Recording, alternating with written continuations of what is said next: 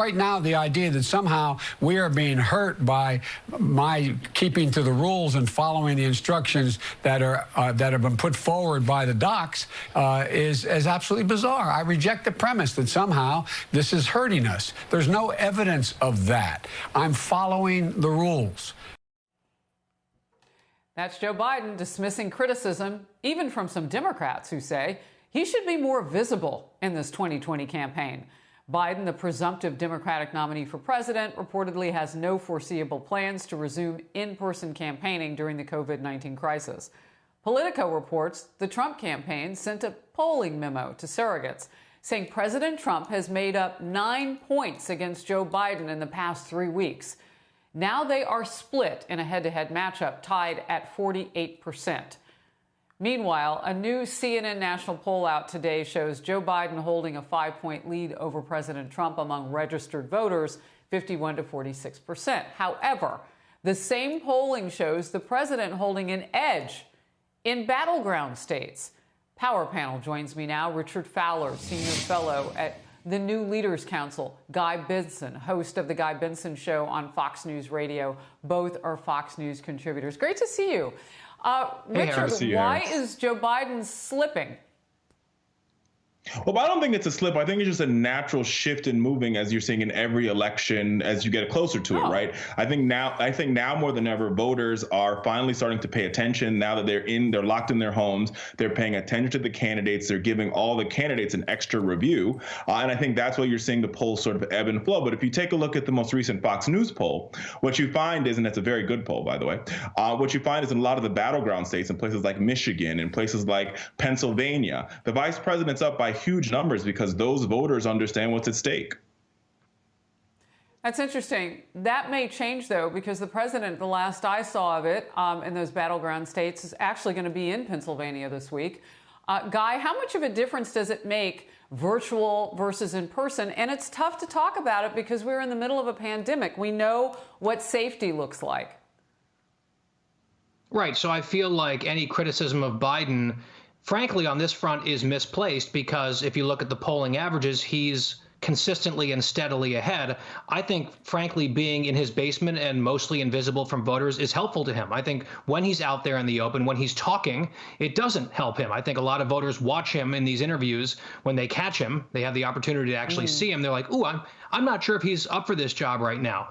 So I'm interested to see how things look in the fall, early fall, how people are feeling about their economic situation, about their health situation. I think that will tell us a lot more about how this election is going to go than any polling right now. But as you mentioned, Harris, that CNN poll shows President Trump leading in battleground states, trailing nationally in the so-called popular vote. Let's keep an eye on that. A number of 2020 Democrats running for Senate are refusing to say whether Joe Biden's accuser is lying. That's Tara Reade. The Daily Caller says it has contacted candidates in several key races across the nation, asking if they do not believe all women and if they believe Tara Reade is lying about her allegations. Not a single one of them has responded. Many of those candidates were vocal defenders of Supreme Court Justice Brett Kavanaugh's accuser, Christine Blasey Ford. Richard? Well, here's the thing about this Tara Reade case, which I think is very interesting, and I think it's very important for the viewers to understand, is that at the end of the day, Joe Biden will end up seeing a jury anyway, and that'll be the jury of the American people, just like President Trump saw. He was accused many times, but he went to the jury of the American people, and they made their verdict by electing him as president of the United States. And if we talk in the last sort of verb there, we were talking about the polls, and if the polls show that Joe Biden is ahead, understand this story has been out in the marketplace. People have seen this story. They're at home watching television, and I think it speaks to the fact that they've sort of dismissed it. Yes. Dismissed it, or it doesn't matter as much? I mean, I think it doesn't matter as much as probably a better word. On the date on the calendar for people, or is politics playing a bigger role in terms of what Democrats decide they will and will not accept?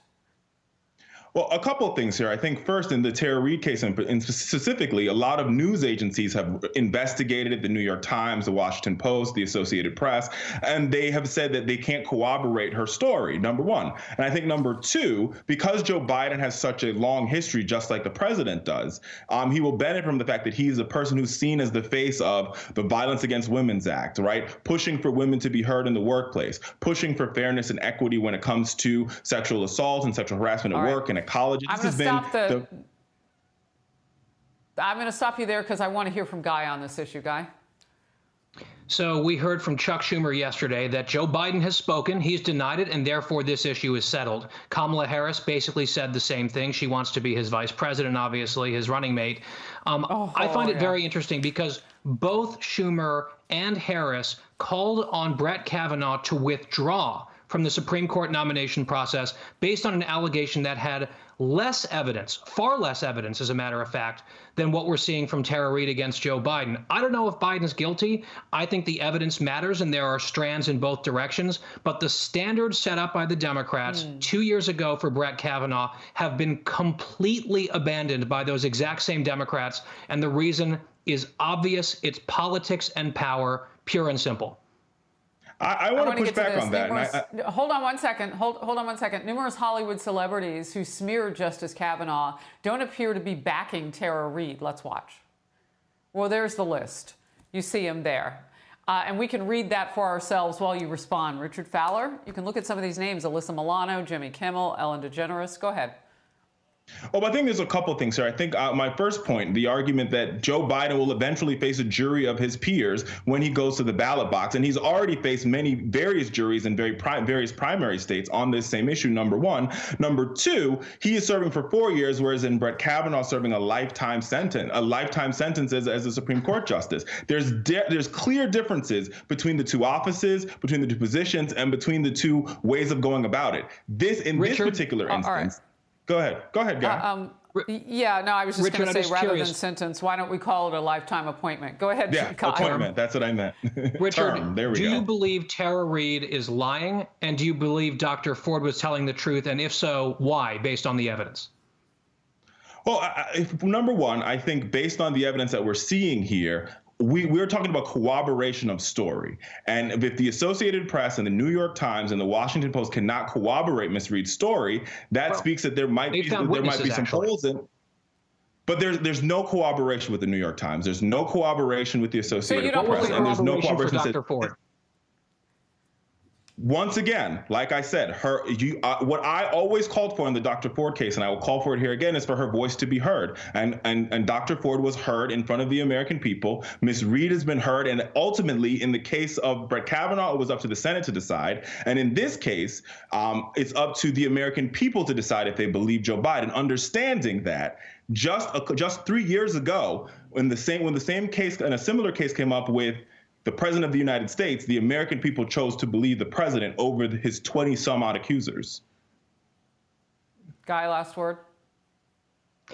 I think the evidence, look, I think that President Trump has a lot to answer for on some of those charges and allegations against him. And I've said that publicly. I've been very consistent. I'm putting out, Richard, that the Schumers and the Harrises and the Gillibrands and the Warrens of the world all had one standard for Dr. Ford and Brett Kavanaugh, and they have completely discarded it under this situation. And I think you and I both know why.